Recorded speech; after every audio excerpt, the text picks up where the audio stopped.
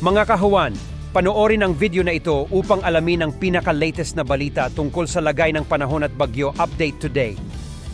Sa ating latest satellite images, makikita pa rin natin ang epekto ng Intertropical Convergence Zone or ITCZ. Ito yung pagsalubong ng hangin mula sa magkaibang ating globo sa Northern and Southern Hemisphere. At ito yung magdadala ng maulap na kalangitan na may malaking tsansa ng mga pag-ulan, partikular na sa bahagi ng Palawan, Western Visayas, gayon din sa Negros Island region at sa may bahagi ng Zamboanga Peninsula. Asahan po yung posibilidad ng mga pag-ulan na maaaring magdulot ng mga biglaang pagbaha at pagguho ng lupa.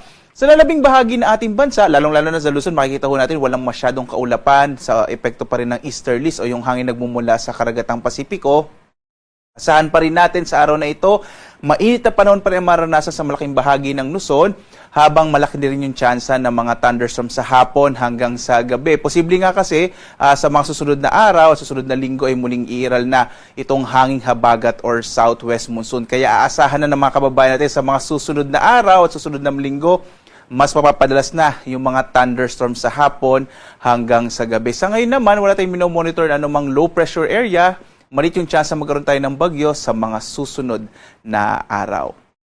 Dito naman po tayo sa ating heat index. Makikita natin malaking bahagi sa araw na ito, partikular na sa Luzon, ay makararanas na up to danger category. Ito po yung nasa 42 to 51 degrees Celsius. Kagaya sa Metro Manila, maaaring umabot na hanggang 42 degrees Celsius yung damang init. Samantalang sa Dagupan City naman sa Pangasinan, inaasahan natin ngayong araw posibleng magkaroon ng pinakamataas na heat index. Kaya po sa mga kababayan natin, unggaling pa rin uminom ng tubig at iwasang lumabas bandang tanghali kung saan nararanasan nga yung pinakamatitindi nating mga damang init or heat index.